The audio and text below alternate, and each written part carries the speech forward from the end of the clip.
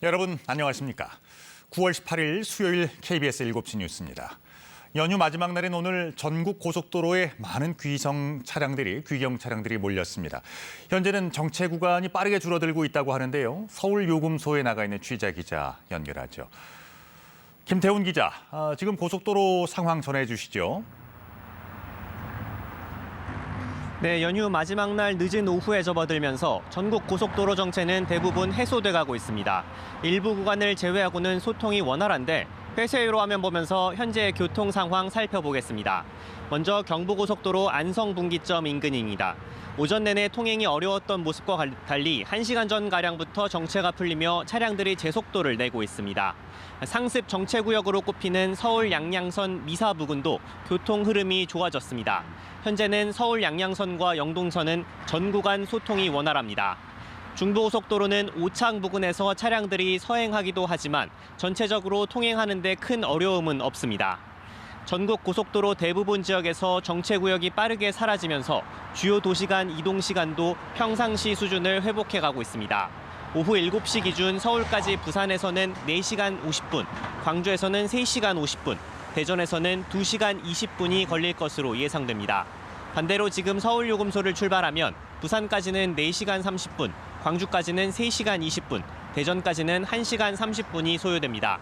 한국도로공사는 일부 남은 정체구역도 자정까지는 완전히 해소될 것으로 보고 있습니다. 지금까지 서울요금소에서 KBS 뉴스 김태훈입니다. 이번 추석 연휴 동안 발생한 교통사고가 지난해에 비해서 절반 가까이 줄어든 것으로 나타났습니다. 경찰청은 추석 연휴 첫날인 14일부터 어제까지 하루 평균 교통사고가 221.5건이었다고 밝혔습니다. 지난해 추석 연휴 기간 401.2건에 비해서 44.8% 감소한 수치입니다. 같은 기간 교통사고로 인한 하루 평균 사망자는 3.75명으로 지난해 7명에 비해 46.4% 줄었습니다. 보통 명절 연휴가 되면 통계적으로 화상이나 장염, 교통사고 환자 같은 응급 환자 수가 평소보다 3배까지 많아지기도 합니다. 특히 이번 연휴에는 전공의 사직으로 인한 의료진 부족 문제까지 겹치면서 이른바 응급실 대란의 우려가 컸었는데요. 다행스럽게도 아직까지는 응급실 내원 환자가 줄어서 큰 혼잡은 발생하지 않고 있습니다. 김하은 기자입니다. 어제 기준 추석 명절 나흘 동안 응급실을 찾은 환자는 하루 평균 27,500여 명. 지난 설과 비교하면 20% 이상, 지난해 추석과 비교하면 30% 이상 줄어든 수치입니다. 특히 경증 환자 감소폭이 컸습니다. 올 추석 하루 평균 응급실 내원 경증 환자 수는 16,100여 명으로 지난 추석에 비해 37%가량 감소했습니다. 중증 환자 수도 지난 추석에 비해 소폭 감소한 것으로 집계됐습니다. 의료 인력이 부족했음에도 불구하고 연휴 기간 응급 의료 체계가 중증 환자 중심으로 작동한 것으로 파악됩니다. 다만 이른바 응급실 뺑뺑이 문제는 여전했습니다.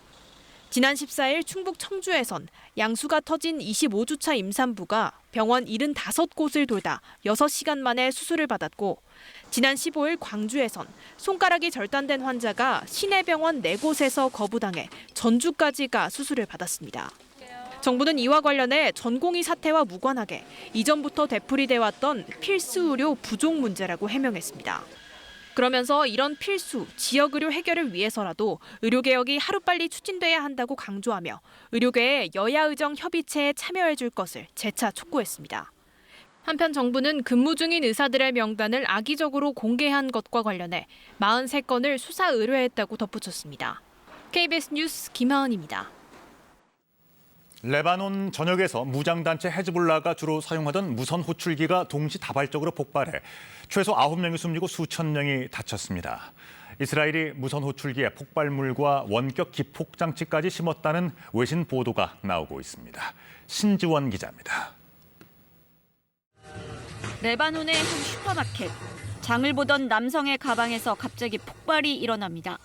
현지 시각 17일 오후 3시 30분부터 1시간 동안 레바논 전역에서 무선 호출기가 동시다발적으로 폭발했습니다. 이번 폭발로 최소 9명이 숨지고 2,750명이 다쳤다고 레바논 보건부는 밝혔습니다.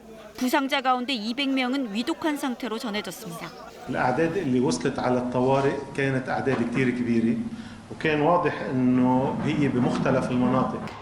폭발한 무선 호출기는 레바논 무장단체 헤즈볼라 대원들이 주로 사용하는 것으로 가자지구 전쟁 발발 이후 도청이나 위치 추적을 피하기 위해 사용을 늘려온 것으로 알려졌습니다. 뉴욕타임스 등 외신은 미국과 서방 국가 당국자를 인용해 이스라엘이 무선 호출기에 소량의 폭발물과 원격 기폭 장치, 폭발 직전 수초간 신호음을 내는 프로그램을 심었다고 보도했습니다. 실제 부상자 상당수가 신호음을 듣고 화면을 확인하다가 얼굴과 손 등에 치명상을 입은 것으로 전해졌습니다.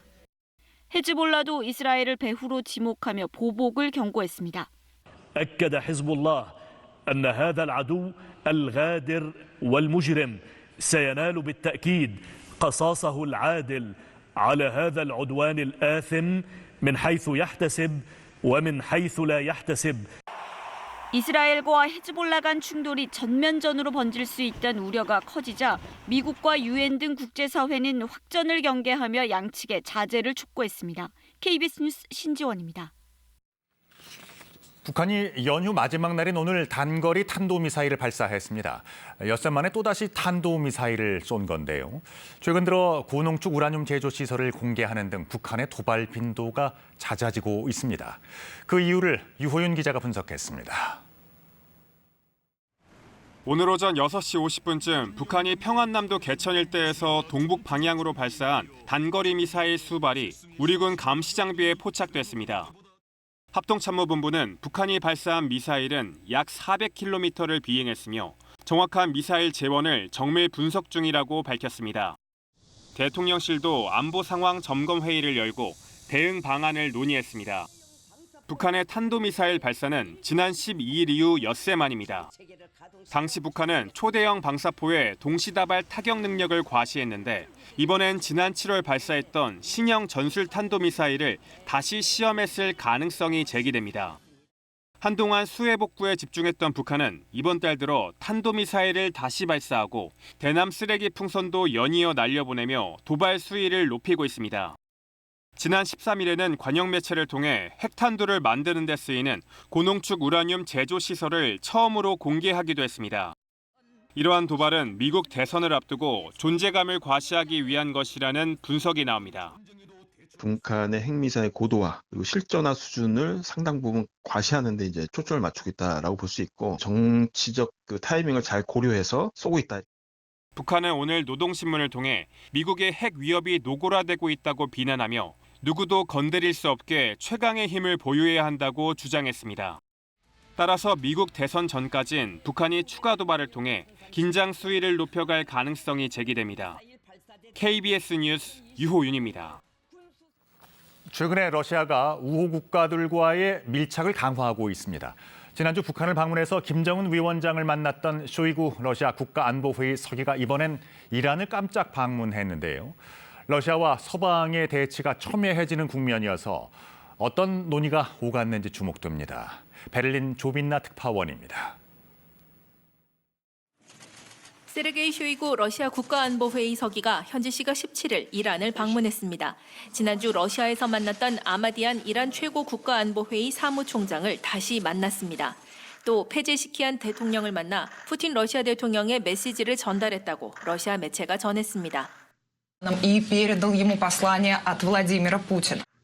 페제시키안 대통령은 쇼이구 서기에게 이란과 러시아의 관계가 영구적이고 지속적으로 발전할 거라며 이로 인해 양국에 부과된 제재의 효과도 약해질 거라고 강조했습니다. 앞서 미국 재무부는 이란이 러시아에 탄도미사일 등 군사 지원을 했다며 추가 대이란 제재안을 발표했습니다. 이후 미 백악관도 기존 입장을 바꿔 우크라이나에 러시아 본토 타격이 가능한 무기 사용을 일부 허용해 주려는 움직임이 감지된 상황입니다. 쇼이구 서기는 지난 13일에는 북한을 찾아 김정은 국무위원장을 만났습니다. 지난 6월 푸틴 대통령 방북 당시 체결한 북러 조약의 심화를 논의했습니다. 협력과 협조를 더욱 확대해 나갈 것이라고 확언하셨습니다. 고위 인사들의 접촉도 이어지고 있습니다. 북한 최선희 외무상은 러시아 모스크바에서 라브로프 외무장관과 만났다고 러시아 외무부가 밝혔습니다. 다음 달 22일엔 러시아에서 신흥경제국 연합체인 브릭스 정상회의가 열립니다. 시진핑 중국 국가주석과 페제시키안 이란 대통령의 참석이 예정돼 있습니다. 서방의 우크라이나 무기 사용 제한 완화 문제를 두고 서방과 대립각을 세우고 있는 러시아는 우호국과의 밀착을 강화하고 있습니다. 베를린에서 KBS 뉴스 조빈나입니다. 오래 쓰던 전자제품이 고장나면 이걸 수리해서 다시 쓰기가 만만치 않습니다. 구매한 지 몇 년만 지나도 부품을 구하기 어려운 경우가 많기 때문이죠. 그래서 소비자가 오래된 제품을 고쳐서 쓸 수 있는 권리, 즉 수리권을 찾아 나선 사람들이 늘어나고 있습니다. 이런 움직임이 장기적으로는 쓰레기를 줄여서 환경 보호에도 이바지할 수 있을 것으로 보입니다. 여소연 기자입니다. 7년 정도 사용한 선풍기.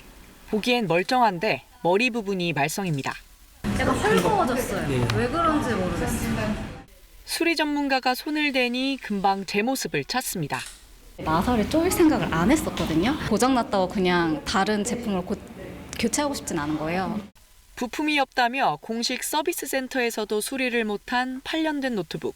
직접 부품을 구해 바꿔 끼웠더니 전원이 켜집니다. 배터리 교체하는 거를 잘 차근차근 순서대로 잘 알려주셔서 그냥 하라는 대로만 해서 지금 켜졌는데 너무 기뻐요. 보통 전자제품의 보증기간은 1년에서 2년 정도고 부품 보유기간은 4년 정도에 불과합니다.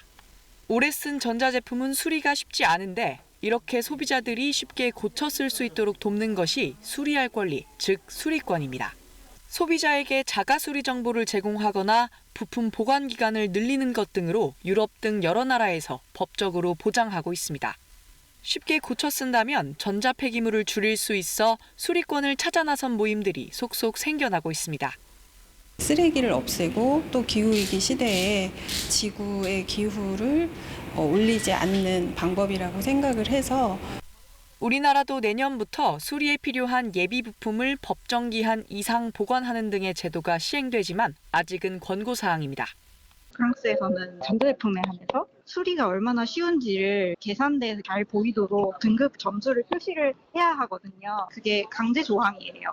전 세계적으로 해마다 버려지는 전자폐기물은 약 5,700만 톤, 재활용률은 18%도 되지 않습니다. KBS 뉴스 여소연입니다. 하루 종일 집에서 말동무도 돼주고 건강까지 챙겨주는 로봇이 있다면 홀로 사시는 어르신들도 훨씬 덜 외로우실 텐데요. 실제로 많은 자치단체가 이런 인공지능 로봇을 노인 가구에 보급하고 있습니다. 돌보미 역할을 아주 톡톡히들 하고 있다고 합니다. 손민주 기자입니다. 트로트.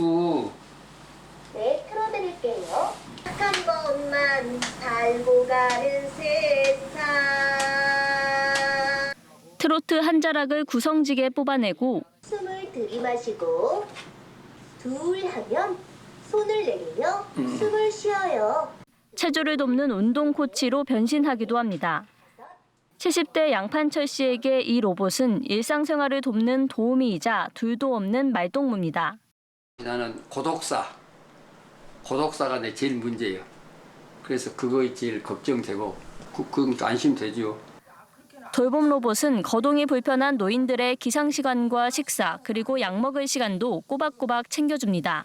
약 먹을 시간이라고 따뜻한 물로 미리그나 물로 먹으라고 또 노무역은 절대 먹지 말라고.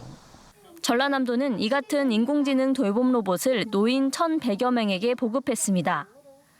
노인과 로봇이 쌍방향 대화를 하기 때문에 노인들의 심리 상태나 응급 상황 등도 알 수 있습니다. 예를 들어 15시간 이상 활동 징후가 없으면 돌봄 인력에게 연락이 필요하다는 경고를 보내는 식입니다. 돌봄 인력이 24시간 케어할 수 없기 때문에 AI 반려 로봇이 있음으로써 24시간 어르신과 상호작용하며 소통을 할 수 있는. 노인 5 중 1명은 1인 가구일 정도로 홀로 사는 노인이 늘면서 AI 기술을 이용한 돌봄 서비스를 제공하는 지자체가 늘고 있습니다. KBS 뉴스 손민주입니다. 일상에 지친 몸과 마음을 회복하기 위해서 휴양지 대신에 농촌을 찾는 사람들이 늘고 있습니다. 신체적인 장애는 물론 심리적, 정서적 문제에도 위로를 받을 수 있는 안성맞춤 치유 농장이 있기 때문인데요.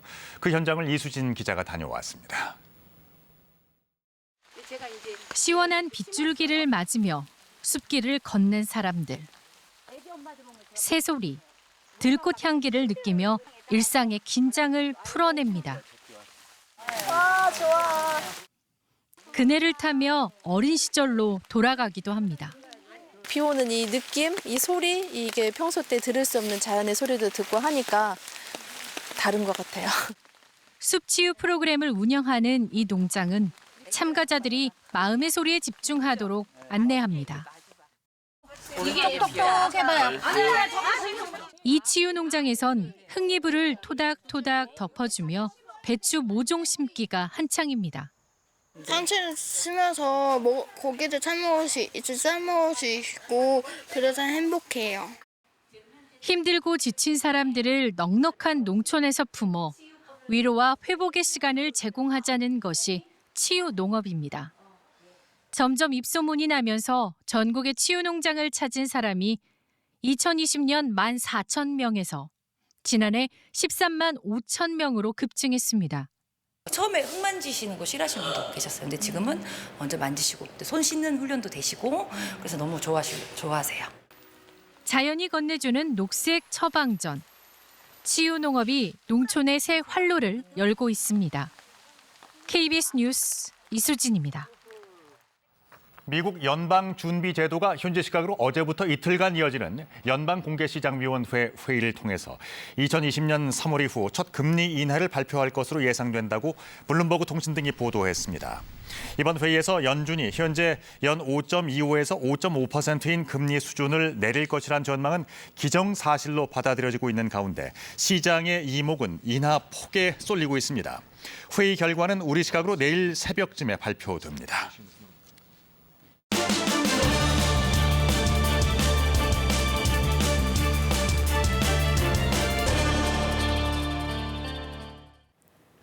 현재 세종 연서면에 시간당 60mm가 넘는 집중호우가 쏟아지고 있습니다. 중북과 전북, 경북 지역에서 강한 소나기가 내리고 있습니다. 내일도 전국 대부분 지역에 한때 강한 소나기가 내릴 수 있어서 조심하셔야겠습니다. 또 전남과 남해안, 지리산 부근, 제주도에 내일 비가 내리겠습니다. 최대 100에서 200mm 이상의 많은 비가 예상됩니다. 또 내일 아침에는 호남과 경북 지역에 안개가 짙게 끼겠습니다. 제주도는 바람도 강하게 불겠습니다. 오늘 밤에도 열대야가 이어지겠습니다. 폭염특보도 수도권 등 더 많은 지역으로 경보까지 확대된 상황입니다. 오늘 한낮에 서울 광진구가 35도까지 기온이 오르게 했습니다.